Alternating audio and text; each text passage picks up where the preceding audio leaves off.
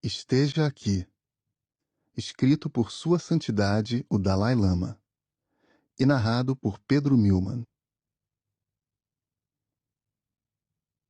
Nota do editor: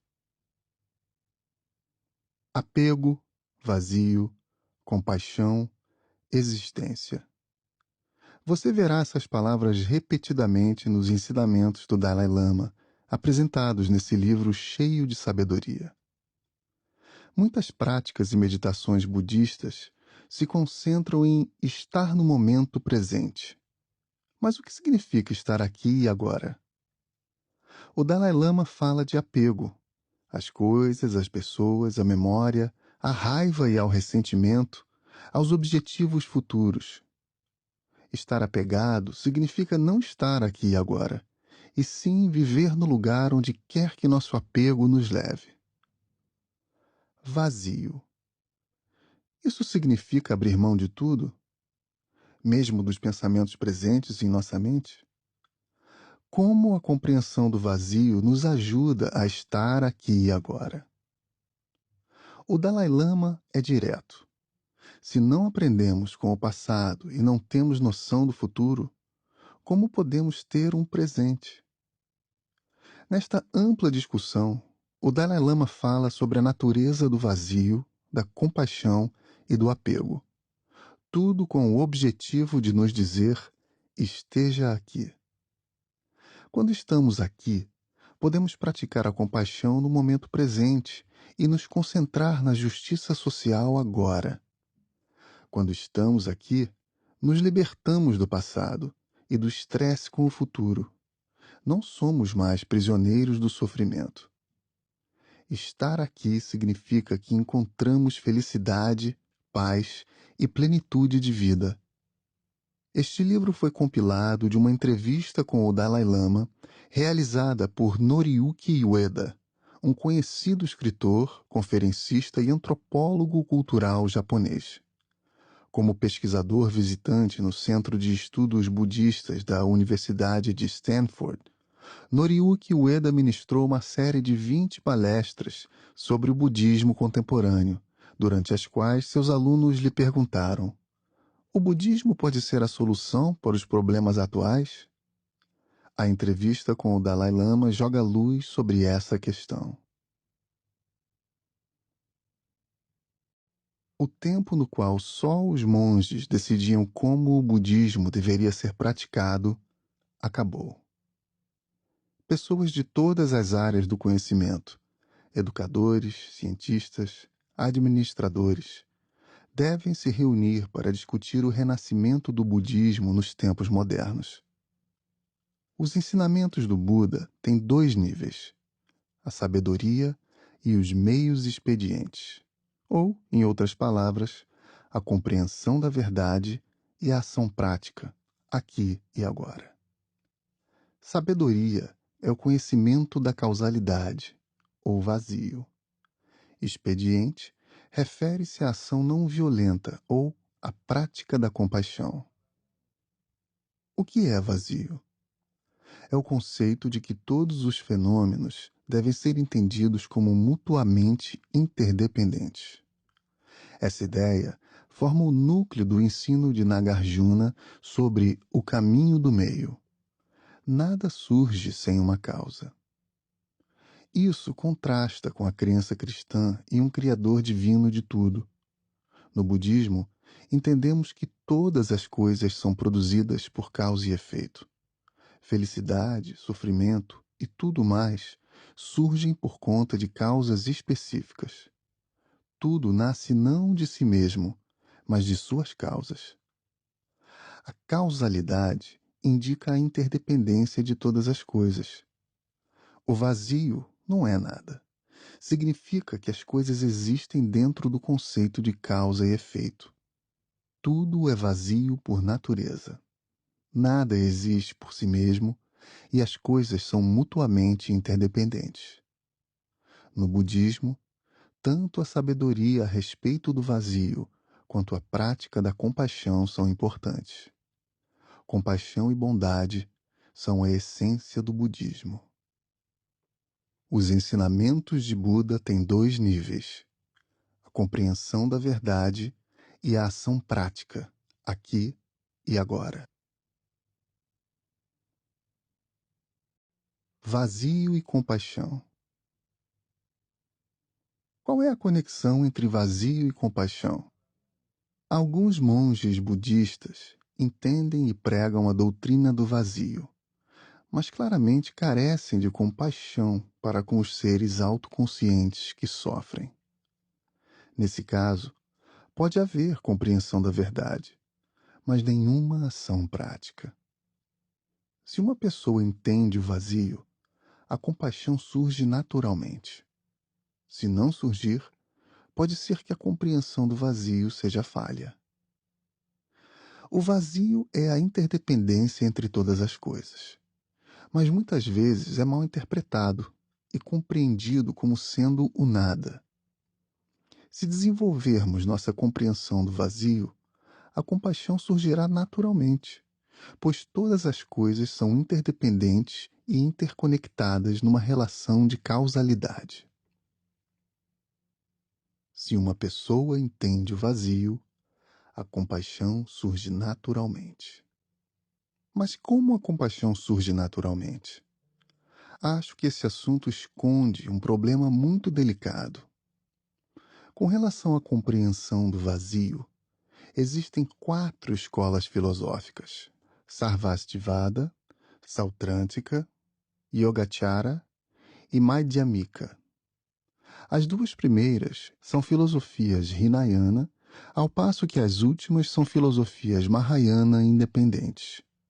Aqueles que estudam o budismo Mahayana devem se aprofundar nas 4 escolas. A Madhyamika ainda é dividida nas escolas Svatântrika e Prasangika. Para compreender o vazio profundo, devemos entender a diferença sutil entre as visões do não-eu, enfatizada nas filosofias Yogacara, Svatântrika e Prasangika. O vazio mais profundo e mais elevado, segundo a escola Prasangika, é a interpretação de que todas as coisas dependem de causas e condições para existir. Em outras palavras, nada existe por si mesmo. A existência das coisas é consequência de causas e condições. Pelo conceito de causalidade, tudo depende de tudo, e por meio dessa relação podemos perceber a realidade. O vazio ser entendido como causalidade não significa que um estado no qual nada tangível existe, e sim que todas as coisas surgem neste mundo de acordo com causas e efeitos. Meu primeiro ponto é a compreensão do vazio baseado na causalidade, onde nada possui natureza própria. Mas a compaixão não surge apenas dessa compreensão. Meu segundo ponto é que, uma vez conhecendo o significado do vazio com base na causalidade, podemos ver que o sofrimento de todas as coisas vivas está enraizado na ignorância, assim como perceber que ela pode ser extinta. O vazio e a ignorância são completamente opostos. O fracasso em compreender o vazio e a interdependência é a ignorância, e à medida que se fortalece a convicção a respeito do vazio, a ignorância perde seu poder. Cultivando a consciência sobre o vazio, a ignorância, que é fonte de nossa confusão e do sofrimento, pode ser aniquilada.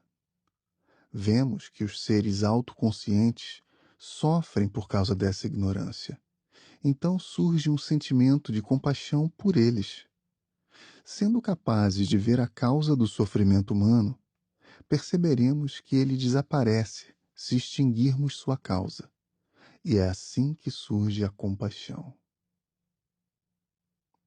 Tudo depende de causas e condições para existir.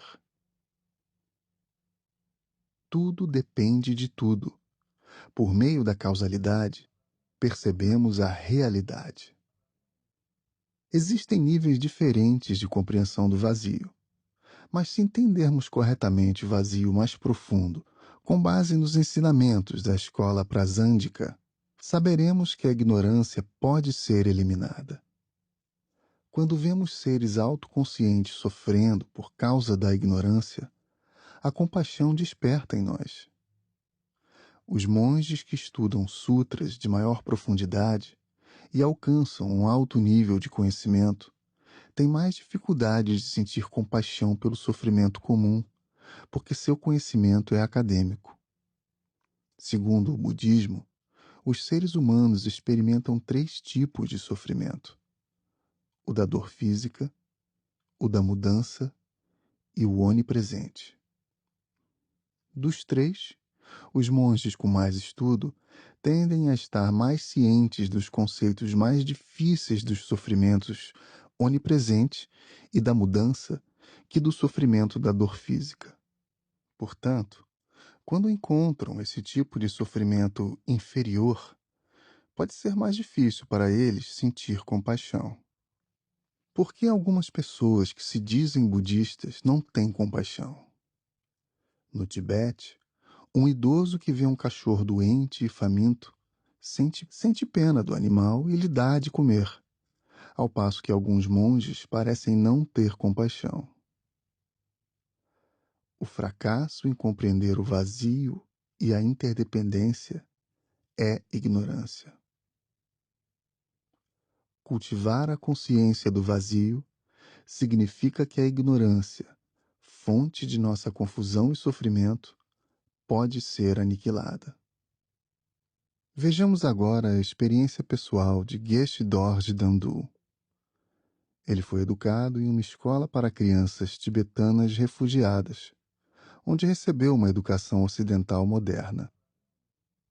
Aos 20 anos de idade, entrou em nosso mosteiro, ao sul da Índia. Portanto, ele pode falar sobre 2 experiências educacionais distintas. Geshe reconhece que alguns monges muito instruídos não aplicam na prática o que aprenderam.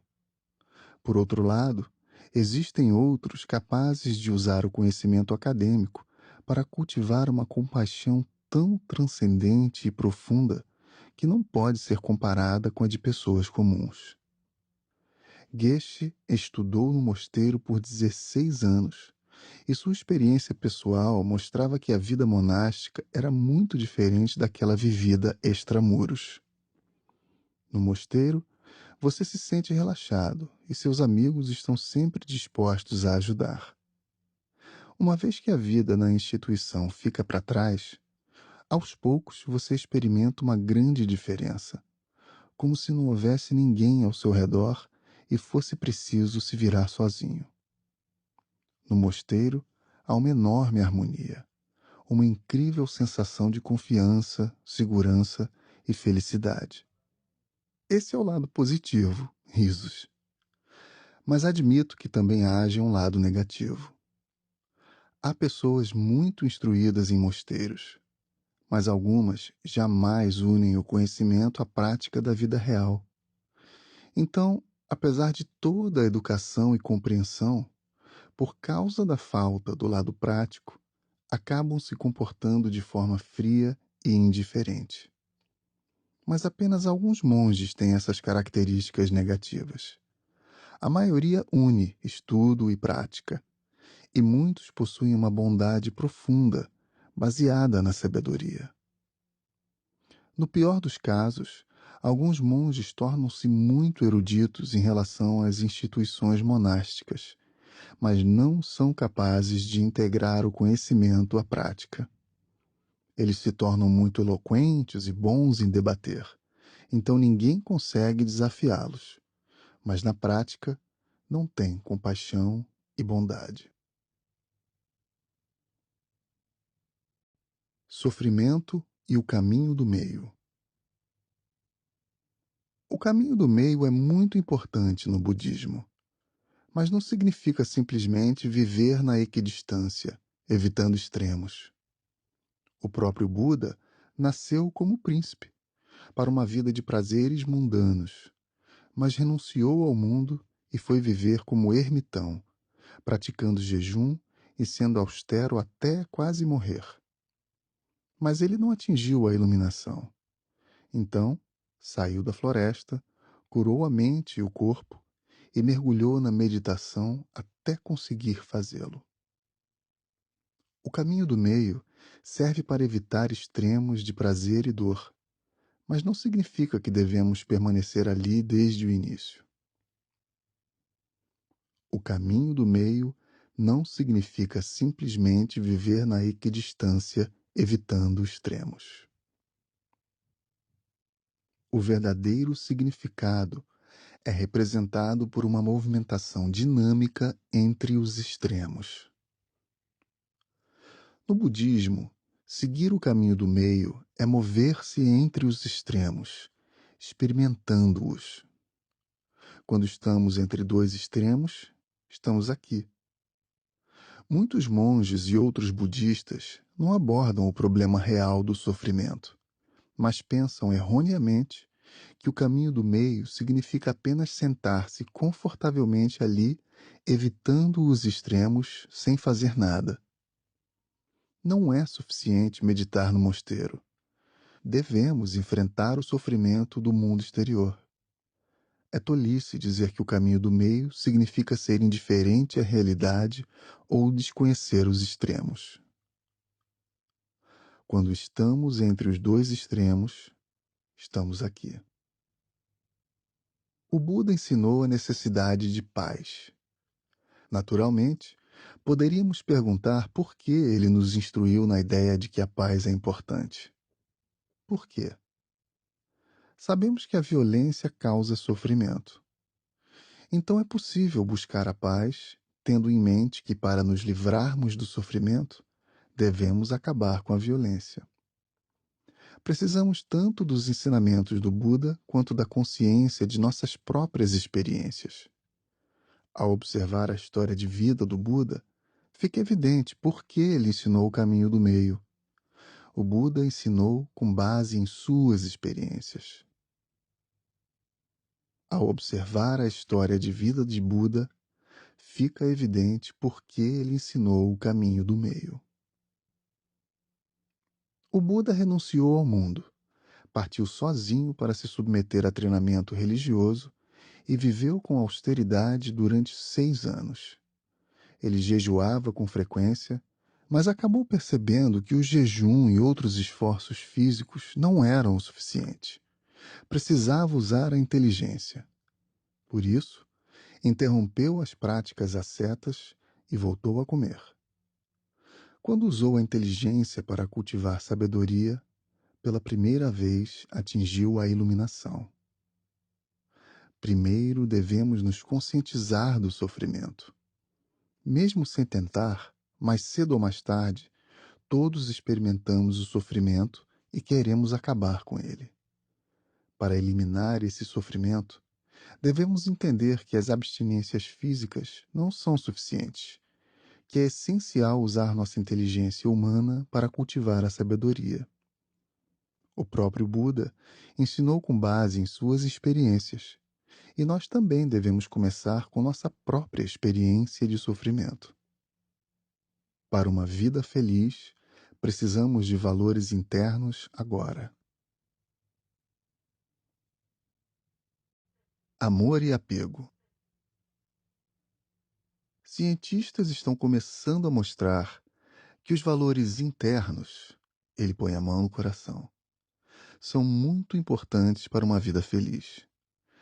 E é disso que precisamos agora. Não apenas espiritualmente, como também para o nosso bem-estar físico. A sociedade, iludida pelas coisas materiais, perdeu de vista o que é valioso de verdade. Julgamos tudo materialmente e não reconhecemos nenhum outro valor. Nas famílias, as pessoas que ganham dinheiro são bem tratadas. Aquelas que nada ganham são tidas como inúteis. Pessoas tratam melhor suas crianças quando enxergam nelas a chance de ganhar muito no futuro e as negligenciam quando não têm essa perspectiva.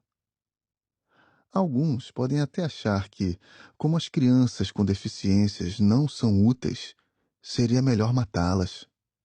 O mesmo é verdade em relação aos idosos. Uma vez que não ganham mais dinheiro, nada recebem além de sobras para comer. Lidamos com os animais da mesma maneira. As galinhas poedeiras são tratadas bem, enquanto os machos e as fêmeas que não põem mais ovos são mortos. O mesmo se dá com as pessoas. Só as úteis são valorizadas. As que não são, acabam abandonadas. Nossa sociedade é tanto voltada para os jovens como para o uso. A civilização moderna reconhece somente aqueles que são úteis e rejeita os inúteis. Em uma sociedade assim, precisamos orar para viver menos.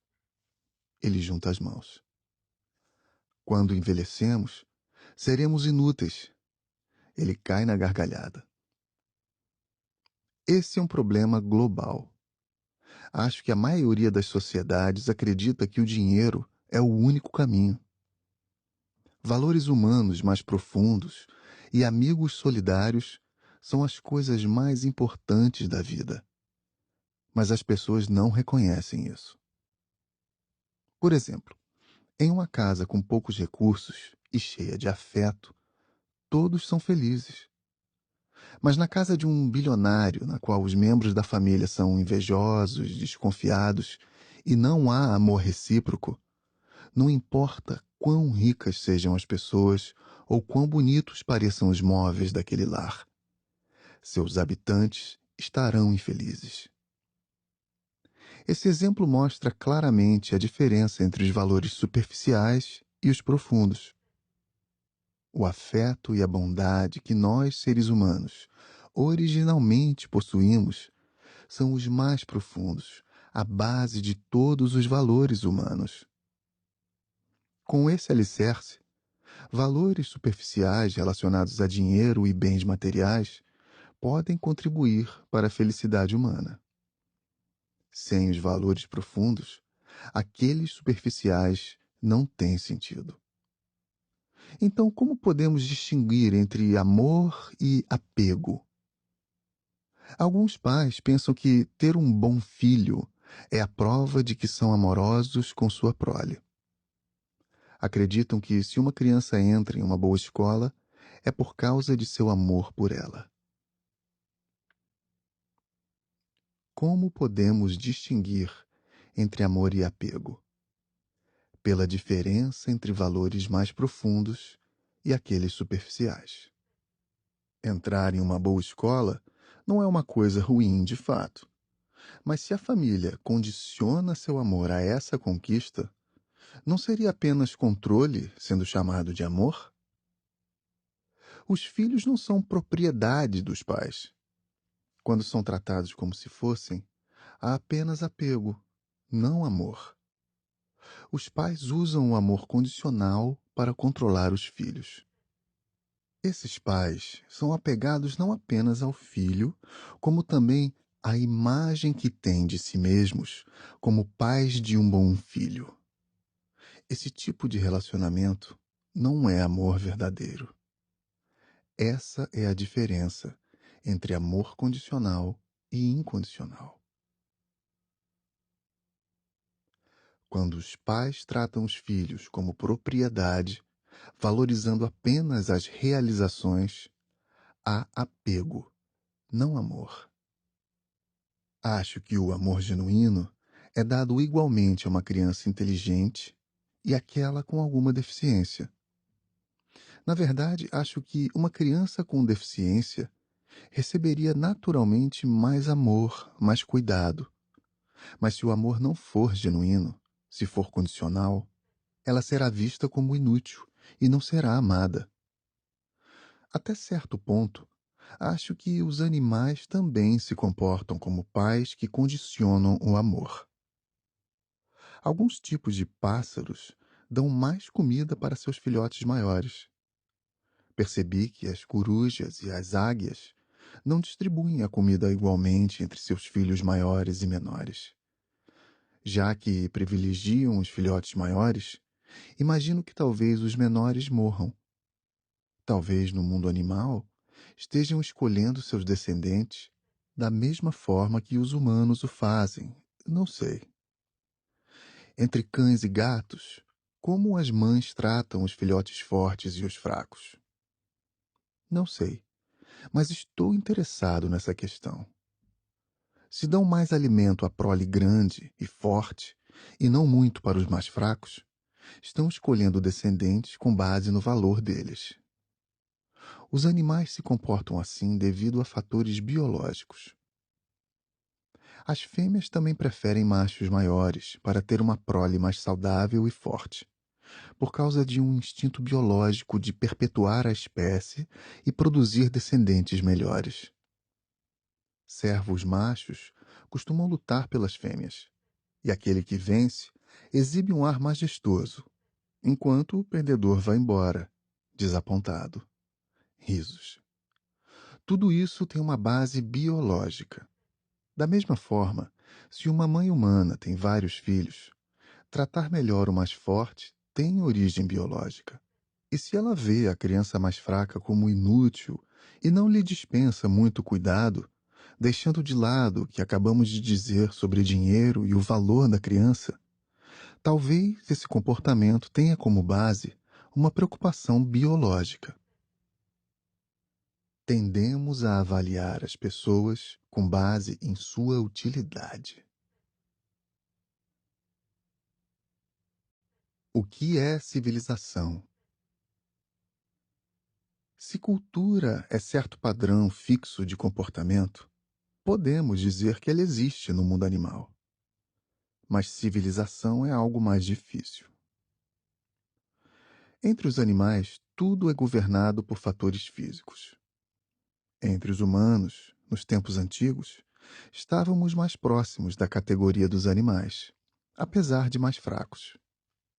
A força física era tudo o que importava. Mas, à medida que a civilização evoluiu, a inteligência humana se tornou dominante. A vida avançou e se tornou mais sofisticada por meio dessa inteligência. E esse desenvolvimento social é o que chamamos de civilização. Em outras palavras, o conceito de civilização está profundamente ligado aos valores humanos, ou pelo menos à nossa inteligência. Portanto, o triunfo do forte sobre o fraco, do ponto de vista físico, tornou-se menos importante. A inteligência é uma característica única dos seres humanos, e na civilização, a capacidade intelectual é superior à física. Assim como a inteligência, a afeição e a bondade que os seres humanos possuem também desempenham um papel importante. O conceito de civilização está profundamente ligado aos valores humanos. Os valores humanos básicos mais importantes, que são o afeto e a bondade, existem em um nível diferente daquele do intelecto. Em uma civilização baseada na inteligência, o intelecto desempenha um papel maior, e tendemos a avaliar e selecionar as pessoas por sua utilidade. Mas se apenas julgarmos intelectualmente e negligenciarmos nossos atributos originais de afeição e bondade, valorizando apenas as coisas úteis, corremos o risco de este ser o legado de nossa civilização. Gostaria de explicar o que quero dizer quando falo em civilização. De uma sociedade animal, na qual a força física era dominante, a inteligência humana fez surgir o que chamamos de civilização, que superou a animalesca lei da selva.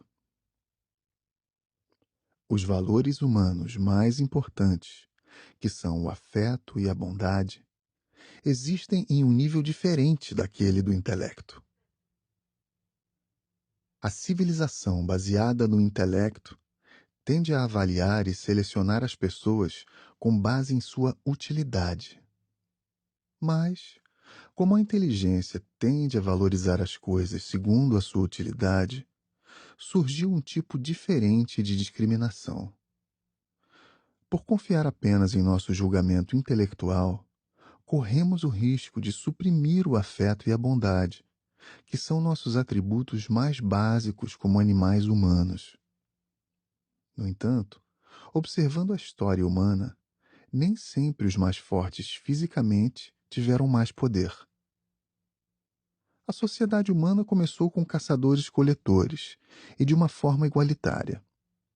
Se um caçador voltava com uma presa, esta era dividida igualmente entre todos os membros da comunidade. Na verdade, esse método é o melhor para garantir a sobrevivência do grupo. Ao confiar apenas em nosso julgamento intelectual, corremos o risco de suprimir o afeto e a bondade, que são nossos atributos mais básicos como animais humanos. Naquela época, obviamente, a carne não podia ser preservada.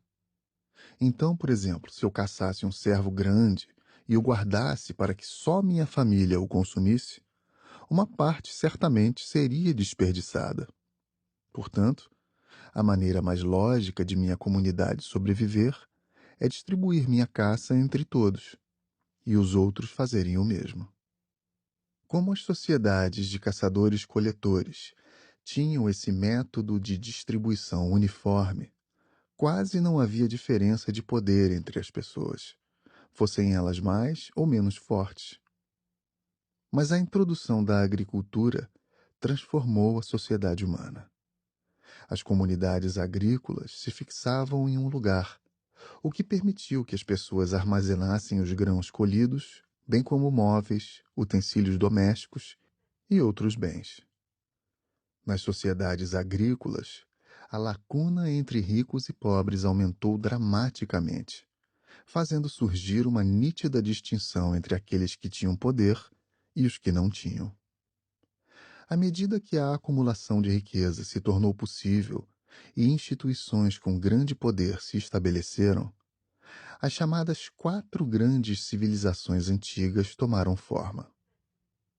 O surgimento da agricultura deu origem à ideia de propriedade pessoal, de modo que se tornou mais seguro para a sobrevivência acumular os próprios recursos do que dividi-los entre todos os membros da comunidade. Eventualmente, as pessoas começaram a lutar por poder e riqueza, e essas disputas originaram constantes guerras e conflitos. Portanto, poderíamos dizer que a tendência de os fisicamente fortes dominarem os fracos não existia antes do advento da civilização, mas não é bem assim. Mesmo em uma sociedade de caçadores como a dos animais, o mais forte consome mais carne. Quando uma mãe leoa mata um animal, o pai leão afasta os outros e se delicia com a carne. Os fortes comem mais. Acho que o mesmo aconteceu com os primeiros seres humanos. Porém, em comparação com outras sociedades, os humanos têm uma consciência mais forte de comunidade. Dela depende a vida de todos. Para um antropólogo cultural, a palavra civilização se refere às 4 grandes sociedades que cercavam os rios Nilo, Tigre-Eufrates, Indo e Amarelo. Supõe-se que a civilização não existia antes dessas sociedades. Mas a civilização existe no mundo animal. Aqui, uso a palavra civilização para me referir ao sistema de consciência individual e à sociedade governada pela inteligência em animais e humanos, que transcende sua natureza animal. Nesse caso, as sociedades de caçadores-coletores e a prática de distribuição igualitária marcaram um período da história em que existia equilíbrio entre o intelecto e os valores humanos básicos de afeto e bondade. Há 4 ou 5 milhões de anos, os macacos desceram das árvores e começaram a andar eretos, avançando assim para se tornar humanos. Esses primeiros humanos são chamados de pitecantropos, e os seguintes humanos primitivos foram representados pelo homem de Pequim e o homem de Java. Os seres humanos de hoje são descendentes do Cro-Magnon. Essas categorias não implicam uma evolução linear, mas fornecem uma visão geral desse processo. A civilização é o sistema de consciência individual e a sociedade governada pela inteligência de animais e humanos que transcende sua natureza animal. As sociedades de caçadores-coletores de que falei já eram compostas pelo homem de Cro-Magnon, cujos meios de subsistência eram a caça e a coleta. A era que os antropólogos chamam de pré-civilização, na qual os animais dominavam, corresponde à era do Pitecantropos e dos humanos primitivos que se seguiram. Por usar o fogo e algumas ferramentas, essas sociedades já se diferenciavam daquelas formadas por animais selvagens, mas os seres humanos ainda eram muito parecidos com eles. Após esse estágio, no entanto, a consciência humana evoluiu rapidamente. O cérebro se desenvolveu e alcançou a capacidade dos seres humanos atuais, o que levou ao despertar do intelecto. Por exemplo, quando os restos mortais de um Neandertal foram encontrados, descobriu-se que ele viveu por anos com uma perna quebrada. Mesmo sendo deficiente, amigos cuidaram dele. A era de ajudar uns aos outros havia começado. Esse período também foi revolucionário porque o conceito de morte surgiu pela primeira vez nos seres humanos. Eles passaram a enterrar seus mortos, tornando-se conscientes da morte e do mundo depois dela. Essa consciência também representou a descoberta da vida. Tornar-se consciente da morte era tomar consciência de que eles tinham vida, algo diferente da morte. À medida que percebemos a distinção básica entre vida e morte, tornamo-nos mais conscientes de estarmos vivos. O intelecto se baseia na consciência e sua capacidade de fazer distinções. A mais básica delas é entre vida e morte. Por muito tempo, o homem de Neandertal foi considerado o ancestral direto do homem moderno. Mas a análise genética refutou essa ideia. A teoria dominante agora diz que o homem de Neandertal foi extinto por não conseguir se adaptar às mudanças ambientais. De qualquer forma, durante esse período, o intelecto começou a se desenvolver nos seres humanos, e eles foram além do estágio em que o forte dominava o fraco. As sociedades caçadoras-coletoras se fundamentavam na ajuda mútua e na distribuição de recursos. Para resumir a história da raça humana, a civilização de que falo é um período em que os seres humanos transcenderam o domínio do forte sobre o fraco e desenvolveram o intelecto, mas ainda permaneceram apegados aos atributos básicos de afeto e bondade. Com a mudança para a sociedade agrícola, no entanto, as pessoas plantavam sementes na primavera e colhiam no outono, e assim tomaram consciência do tempo. Estar ciente do tempo significa não viver aqui e agora. À medida que o intelecto tornou-se dominante, as pessoas cada vez mais faziam distinções baseadas na utilidade, e a violência intelectual daqueles que matavam outros em busca de riqueza e poder se tornou aceitável. O intelecto se baseia na consciência e sua capacidade de fazer distinções. A mais básica delas é entre vida e morte. O surgimento das sociedades industriais, porém, fez o poder da comunidade diminuir, e as pessoas se esqueceram de que eram animais sociais. Isso porque, erroneamente, começamos a nos ver como indivíduos vivendo vidas separadas. Não foi mais possível deter o imprudente domínio do intelecto. Então, nossos atributos humanos mais básicos de afeto e bondade foram obscurecidos. No entanto, as sociedades agrícolas ainda tinham um forte senso de comunidade, responsável por suprimir os problemas causados pelo intelecto. A capacidade intelectual produziu civilização, mas também trouxe muito sofrimento. Amor e o inato poder de cura. Não somos meramente animais. Somos animais com inteligência. Essa capacidade intelectual produziu civilização, mas também trouxe muito sofrimento. A maioria de nossos problemas espirituais se deve à nossa inteligência sofisticada e imaginação poderosa. A ciência e a tecnologia também nos deram esperanças ilimitadas. Como resultado, às vezes nos esquecemos de nossa natureza fundamental enquanto seres humanos.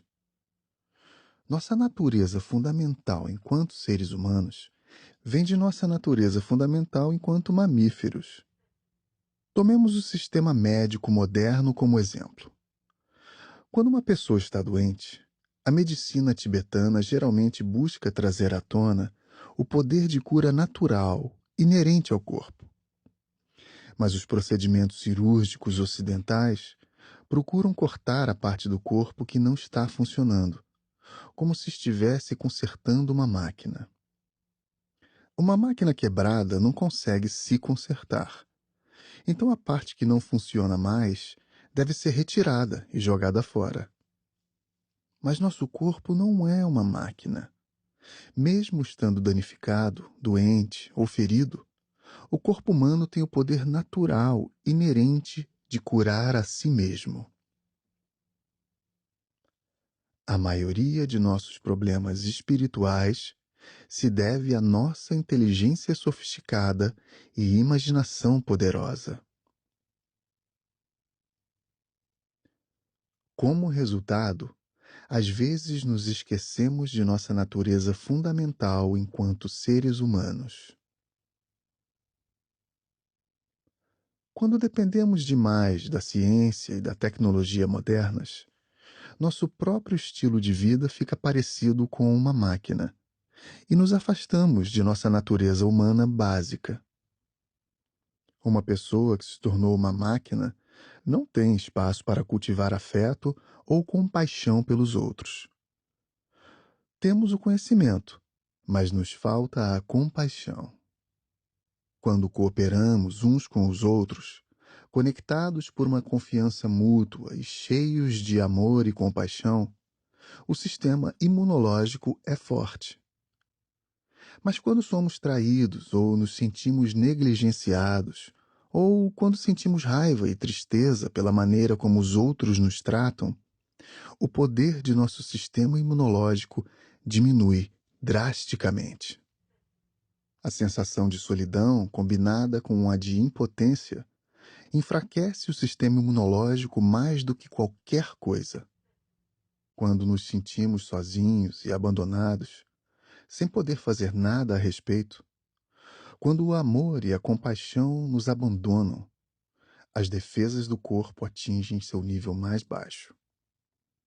Assim, podemos ficar doentes com mais facilidade, ou uma doença como o câncer, que o sistema imunológico vinha mantendo sob controle, pode se agravar. A ciência já mostrou que as saúdes mental e física estão conectadas. Esse argumento é muito poderoso para ressaltar a importância da paz de espírito, da compaixão e da bondade.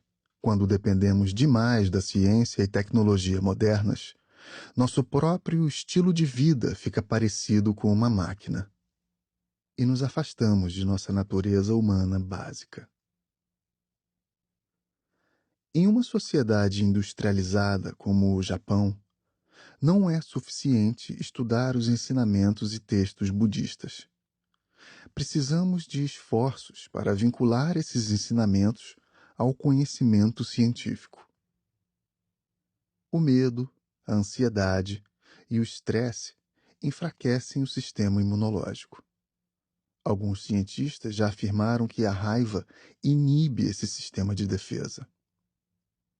Por outro lado, Um estado relaxado de compaixão e bondade nos traz paz interior, apoiando e fortalecendo o nosso sistema imunológico.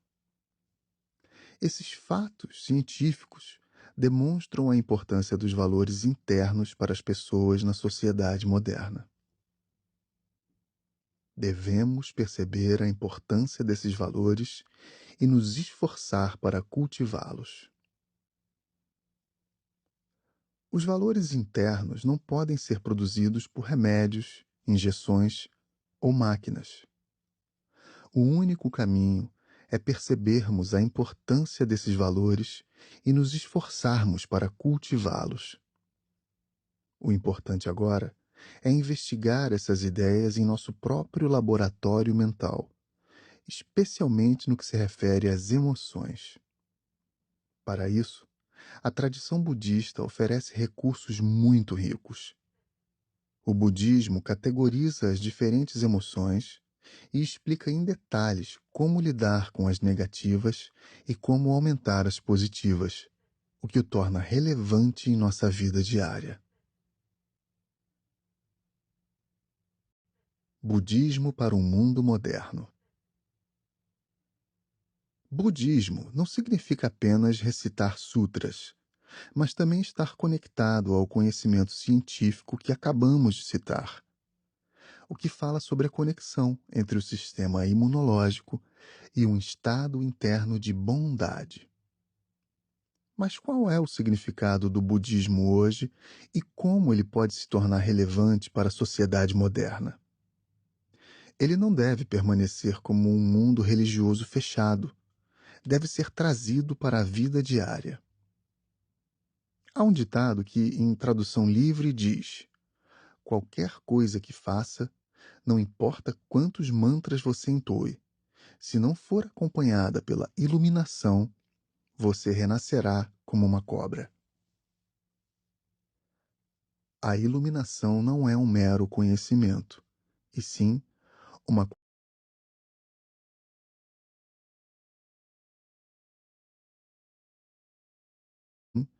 uma qualidade mental inata. A iluminação não é um mero conhecimento, e sim uma qualidade mental inata. Sentimos e vivenciamos isso dentro de nós. Cerimônias, orações, mantras e recitação de sutras não são suficientes. Não há diferença entre recitar o sutra do coração e reproduzi-lo em uma gravação se o primeiro não for acompanhado de uma mente iluminada.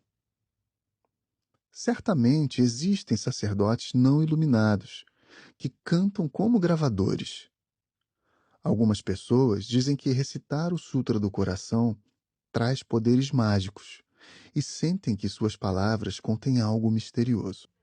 Acho que, em circunstâncias especiais, só ouvir o som traz bons efeitos.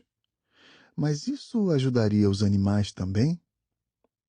Mesmo se um animal não tem karma para sentir os efeitos, você acha que ouvir o Sutra o ajudaria? Não há diferença entre recitar o Sutra do Coração e reproduzi-lo em uma gravação se o primeiro não for acompanhado pela mente iluminada. Para se tornar um Buda, é preciso acumular virtude e sabedoria. Para se tornar um Tathagata, literalmente assim vindo, um epíteto do Buda, é necessário ter acumulado virtude e sabedoria. Ambas devem existir. Elas são a mesma coisa. Para trazer o budismo à vida, devemos ter um renascimento budista. Para isso, o budismo deve ser explicado com base na pesquisa científica. Acho que é a maneira correta de fazer isso. Primeiro, a comunidade budista deve ter um conhecimento mais profundo de como o budismo funciona. E então, essa prática deve ser exaustivamente pesquisada segundo as descobertas científicas, para que se torne real e convincente. A partir daí, os monges devem orientar outras pessoas no estudo do budismo. É por isso que eles precisam primeiro prestar atenção à importância do estudo. Por meio da prática religiosa, devem servir como exemplos de bons seres humanos. Se os monges forem exemplos para os outros, as pessoas serão levadas a estudar e praticar o budismo. Até aí, nenhuma novidade. Não é reforma, e sim renascimento. Responsabilidade própria. O guru yoga é muito importante na tradição tibetana. Mas um aspecto negativo é que ele enfatiza a atitude de confiar tudo a ele, o que leva ao perigo de dependência excessiva. Alguém uma vez me perguntou o que significa refugiar-se nos 3 tesouros do budismo: Buda, Dharma e Sangha. A questão era saber se refugiar-se significa tornar-se totalmente dependente de alguma coisa, perder a independência. Mas no budismo, especialmente na tradição Mahayana, refugiar-se significa querer se tornar como o Buda. E ao fazer isso, o orgulho individual é muito forte e não nos tornamos dependentes. No budismo, aspiramos a nos tornar como o Buda. Ao fazer isso, o orgulho individual é muito forte e não nos tornamos dependentes. Nas religiões que aceitam a existência de Deus, entretanto, tudo é criado e determinado por Ele. Deus é grande, mas eu não sou nada. Nessa maneira de pensar, o eu não pode agir de forma autônoma, porque somos dependentes do Deus Criador, que tudo determina. Essa maneira de pensar é muito útil para algumas pessoas, mas do ponto de vista budista, desencoraja a autoconfiança, o orgulho e o poder criativo de realizar coisas. O Buda ensinou que, em última análise, você mesmo deve se tornar um Buda. Ele mesmo foi uma pessoa comum, como nós. Ele nos deu o exemplo, praticando até atingir o estado de Buda. O Buda ensinou que, em última análise, você mesmo deve se tornar um Buda. Ele mesmo foi uma pessoa comum, como nós. Pós-fácil. Comentário de Noriyuki Ueda. Durante minha entrevista com o Dalai Lama, percebi pela primeira vez o que significava a afirmação de que ele era a personificação viva de Avalokiteshvara e por que ele existe. É bem sabido que o Dalai Lama reencarna em sucessivas formas humanas. Quando um morre, forma-se um grupo de busca para procurar o próximo, e eles viajam por todo o Tibete à procura da criança que é a sua encarnação seguinte. O 14º Dalai Lama foi descoberto aos 3 anos como a reencarnação do 13º. O Dalai Lama reencarnado também é a personificação de Avalokiteshvara. Quando a vida de Avalokiteshvara como ser humano termina, ele reaparece em uma forma humana diferente. De meu ponto de vista japonês, tudo isso é exótico. Para os ocidentais, ainda mais. Quando conheci o Dalai Lama em uma conferência internacional, há muitos anos, os participantes ocidentais o olhavam fascinados pelo mistério oriental que ele representava. Mas por que o Dalai Lama reencarna? Por que Avalokiteshvara Bodhisattva se manifesta? Muitas pessoas dizem que é porque a sociedade tibetana acredita em reencarnação. Todas as coisas vivas reencarnam, assim como o Dalai Lama e os Bodhisattvas. Mas somente o Buda escapa do ciclo de nascimento e morte. A vida é sofrimento, e a reencarnação é a continuação do sofrimento. Somente o Buda escapa desse ciclo e atinge o livramento do Nirvana. Mas Avalokiteshvara reencarna porque quer. Avalokiteshvara é o Bodhisattva que jura ao Buda Amida que salvará todos os seres autoconscientes. Ele é o Bodhisattva que os salva por incontáveis eras, até que finalmente atinge a iluminação e Amida o convida para se tornar um Buda. Mas Avalokiteshvara recusa a oferta e diz: quero continuar apegado à ajuda aos seres autoconscientes. Não vou me tornar um Buda. Vou continuar voltando como Bodhisattva até salvar todos os seres do sofrimento.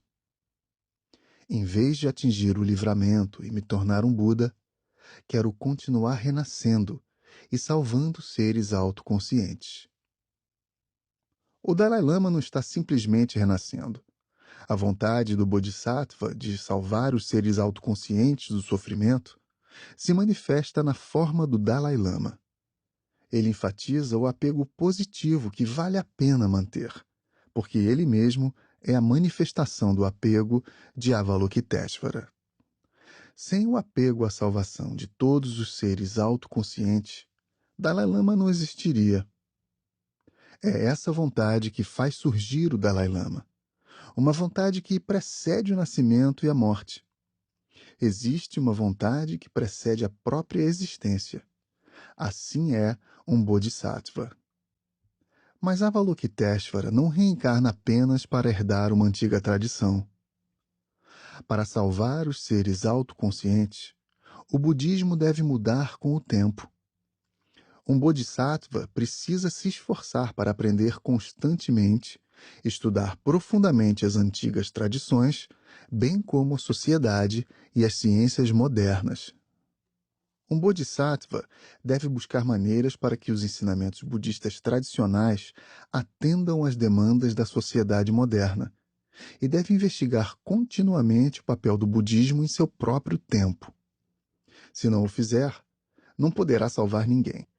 O próprio Dalai Lama deve sentir profundamente como o budismo é impotente quando não acompanha os tempos. Quão impotente é um Bodhisattva quando não pode se dirigir à sociedade em que vive. É assim que ele descreve sua juventude no Tibete em Liberdade no Exílio, uma autobiografia do Dalai Lama no Tibete. É óbvio que, enquanto morei no Tibete, ser Dalai Lama significava muito. Significava viver longe do trabalho e do desconforto da vasta maioria de meu povo. A todos os lugares que ia, era acompanhado por um séquito de criados. Estava cercado por ministros, conselheiros vestindo suntuosas túnicas de seda e homens provindos das famílias mais nobres e aristocráticas do país. Meus companheiros diários eram estudiosos brilhantes e adeptos religiosos realizados.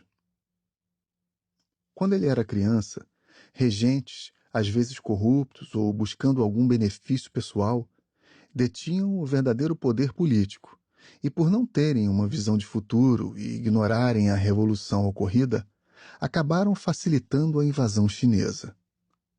Os ensinamentos budistas também não conseguiram impedir a invasão. Essa sensação de impotência é expressa explicitamente na autobiografia do Dalai Lama. Por mais profundo que um ensinamento seja, se ele não acompanhar os tempos, não conseguirá ajudar os que sofrem. O Dalai Lama deve ter se sentido impotente, mas não permitiu que essa sensação o dominasse. Como o Avalokiteshvara, o que ele poderia fazer para aliviar o sofrimento humano? Naquela época, ele despiu-se da pessoa que havia sido até então. Ele parou de reinar do topo de uma pirâmide, onde as únicas pessoas com quem falava eram aquelas que o adoravam.